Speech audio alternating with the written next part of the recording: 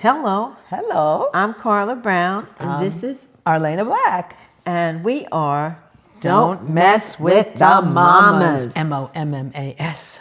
Thank you so much. You are the protagonist protagonist of your life, Life, and not the victim of your destiny. Hey, Hey, we hey, did it. how are you? Very good, very good. So today we're going to be talking about the trust epidemic. And Arlena, what does trust mean to you? Well, I think I'm going to share something because I think that this really explains trust. And if I can find it. But trusting is also very similar to being a friend. It's being vulnerable, allowing yourself to open up to somebody else or maybe a whole group of people. And what I found really interesting is this phrase that I'm getting to now. Sorry. Ultimately, the difficulty in trusting stems from the tension between the human need for connection and cooperation and the very real possibility of harm a balance of individuals constantly navigates. And I think that that is that two-way street. You want to be able to trust, but especially now we're living in a time of such lack of correct information. What do you trust? Do you trust your doctor? Do you trust the person you think is your friend? Do you trust somebody across the ocean? It's a really difficult thing. And I know, having grown up in New York, you learn not to trust. But without trust, we can't ever achieve anything. World peace, especially, has to start with trust between individuals, and that comes from lots of dialogue. But I think, allowing yourself to be vulnerable and being open to new possibilities and different people, different backgrounds, whatever it is, not to be closed off. If you're closed off, you'll always mistrust. And even actually, when you look at psychological illnesses today, that stems a lot from being closed off in so many ways to others. So what about you? What is trust and why is it important? Well, with the little research that I did, trust is what holds everything together. The glue, huh? The glue that keeps everything together. So you have trust in your family, you have trust in your government, you have trust in your doctor, you have trust in so many different things. You trust that the sun will shine even if it's cloudy and rainy. You know that the sun is going to come up in the morning. It means to be consistent. Do the words and the actions match? So that you can trust it. I'm going to interrupt you because what you just said is so important. And so many times people lose trust because people make idle promises and then they don't follow through. It's not just in the political realm, it's even in families. Somebody promises you something or a friend promises you something and doesn't follow through. So then you begin to lose trust. And that's true in all realms of society. So I think what you just said, to be able to follow through, to say something and then actually to take action based on those words, I think that really embodies and it builds trust. Yeah, it's about making a commitment. Yeah. And I think that people are not trained in keeping commitments. When we were working with the young people, we had different art groups for them. They could do this or they could do that or that. But they had to commit themselves to one area for the whole year. That they were going to be with those people doing that project or whatever that project was for that particular time, and not running from place to place to place. They were able to build trust with their friends. Right. Because then they know how they're going to act, what they like, what they don't like. Oh no, come over here. You said you were going to be with us. So it's really that we have to be trained in being committed to people, places, things. And I think commitment is difficult. And I think a lot of people fear commitment. And I think it's fear of the other. There's a brilliant philosopher, Martin Buber, and he talked about, the other. And a lot of times we look outside of ourselves as if that's the other and that person has no connection to me, right? And committing to a dialogue or committing to be able to build trust, that's a lot. That means that you yourself have to open up in ways that you may not want to. So overcoming that, what we call cape of fear, going beyond that cape of fear, that's when you really find out what life is like. Then everything opens up for you. Yeah. But if you're always living in that small circle and afraid to, really share your life, then you never really grow, as you said. Absolutely. Right. Go ahead. You have lots of notes there. Okay. Yeah. I think that disappointments are a major reason why people don't trust. Yep. And that starts when you're very young. Yes. Your parents don't keep a promise. The person you love didn't act right, or you got your heart broken. So once you lose trust, it's hard for you to regain it, and then that means that you have to challenge yourself to trust,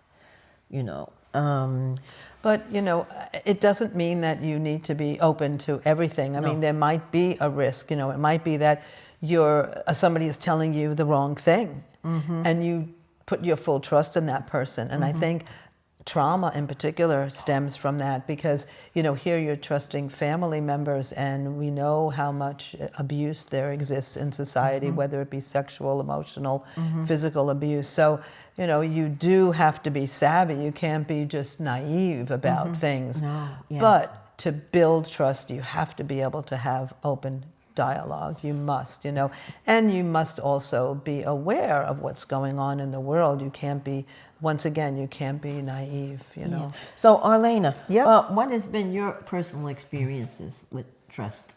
So actually from 2 points.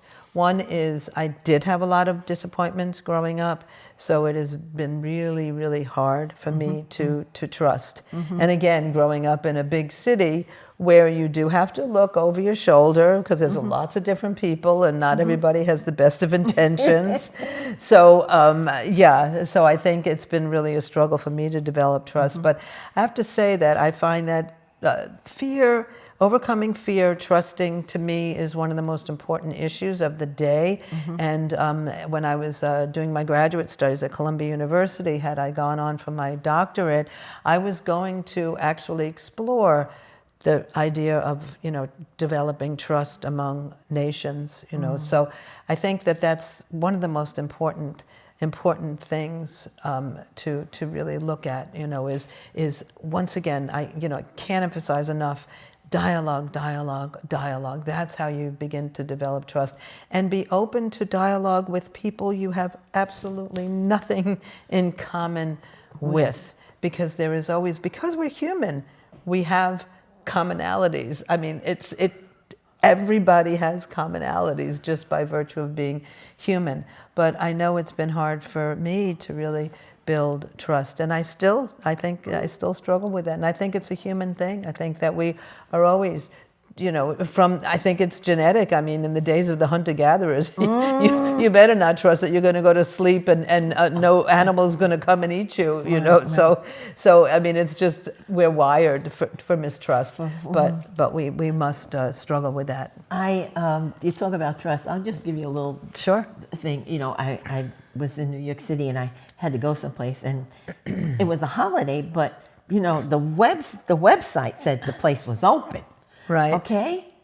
So I went. I said, well, it says it's open, but it wasn't. So it's like, with this technology, you have to really know. You have to know certain things. Right. You just can't take it at face value. You have to do your research, and then you make your decision. Especially with AI now, right? Oh, yes. You better not trust everything you see. No, you better check things out. Right, for right. sure. Yeah. It's going to be really a big thing in the future. Trust. Right. It's going to be. For sure. But it does. Sometimes people have a tendency to go all one way or the other. I'm very trusting. I'm not trusting at all. we have to find a middle ground. Yes. You know, we have to be savvy, we have to think, we have to be aware, but we also can't just give up, you know, Right, entirely, like what you said about the sun, right? Yeah. It's like if we're always questioning everything, we make ourselves neurotic and even psychotic after a yeah, while. yeah. Paranoid, you know, and that's, I think, paranoia comes from that because people really have such a lack of trust. Yeah, it's a biggie. It's the biggie. Yeah. So let's see. What else? Let's see. What else did we want to talk about? What are the ways you can make trust? How can you? Okay, I'm glad you asked that. So between people, sorry, we did a little bit of our own research because we don't trust our brains anymore. We're getting older. We're getting older. So it's important to be honest and transparent. As you said, follow through on commitments. Sorry, I'm reading. Practice empathy and active listening. And you were just talking about active listening, how important that is. Admit your mistakes. Be able to apologize sincerely. Don't think that you're going to be perfect, and being vulnerable, sharing your authentic self, including your fears, your insecurities, and your personal stories in a safe environment. That can really foster deep connections and emotional safety. And respect boundaries. And especially among cultures, you know, understand certain cultures are not going to look you in the eye, and don't put them down because, you know, they're not looking you in the eye. Or, you know, we really have to know about, especially we have to be sensitive to people's, you know, especially their culture. I think culture is really important. We really have to understand that.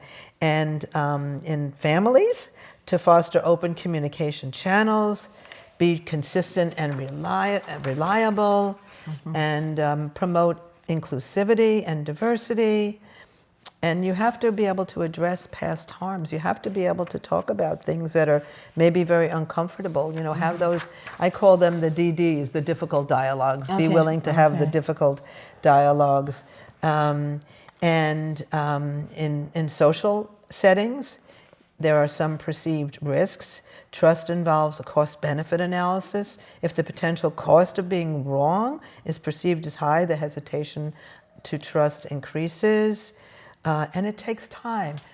Building trust takes a long time. You can't be impatient. You can't rush it. You can destroy it in seconds, just like a forest. One match can destroy a forest that has been going for thousands of years. So the same thing, I think, you know, to be willing to be patient, right? And be willing to do the hard work. Do the really hard work. That's why when people who do therapy, it's not like one-time deal. It takes a long period of time. I just want to read this one more time and call it back to you, what I started with. Ultimately, the difficulty in trusting stems from the tension between the human need for connection and cooperation and the very real possibility of harm, a balance that individuals constantly navigate. So what are you thinking? I'm thinking that for me it's hard to trust. Trust myself. Okay. Wow, that's an interesting thing. Okay. And what do you mean by that? In the choices that I made. Choices that I made in the past may not have been based on anything correct or, you know, true. And then that has made it difficult for me to trust. I see. You know, and then I've started to reflect on, you know, well, I made it through all these different things, so I should trust that I have the ability to continue to go forward, you know. But that the thing of being able to trust yourself, that's a very big.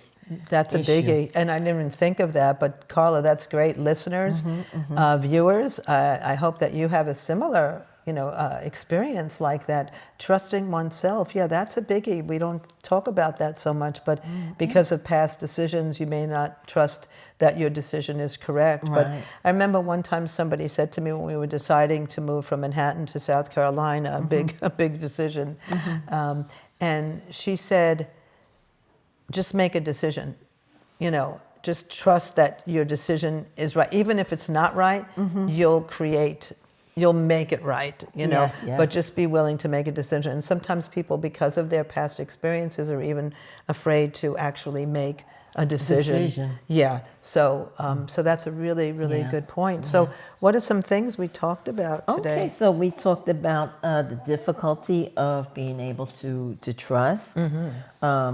That it's important to be vulnerable. Yep. Okay, to be patient, Yep. to be open, Yep.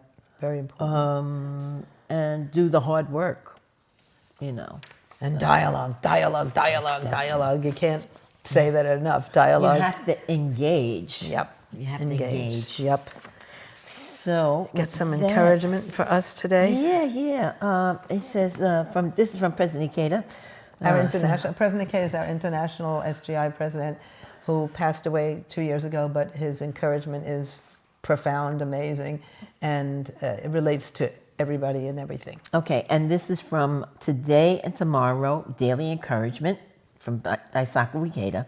And he says, only if we challenge our human revolution in a manner that is true to yourself will the people around you naturally begin to trust and respect you. That in itself is the greatest way of laying the groundwork for the spread of Nichiren Daishonin's Buddhism, which we chant Nam-myoho Renge Kyo. So I'll read that again. Only if we challenge our human revolution in a manner that is true to yourself will the people around you naturally begin to trust and respect you. That in itself is the greatest way of laying the groundwork for the spread of Nichiren Daishonin's Buddhism. And when we talk about human revolution, we're talking about battling whatever negativity is in our own life that prevents us from becoming the most capable, happiest person we can and extending our life to others. Yeah. So we would love to hear from our listeners and viewers. Don't forget, you can email us at mommas, MOMMAS .podcast@gmail.com, and we would love to actually maybe do a Zoom interview with one of you. That would be fabulous. So don't forget, we are Don't mess with the Mommas. MOMMAS. Yeah. With our motto, You are the protagonist of your life, not the victim of your destiny. See you. right, Bye-bye. bye-bye. Bye.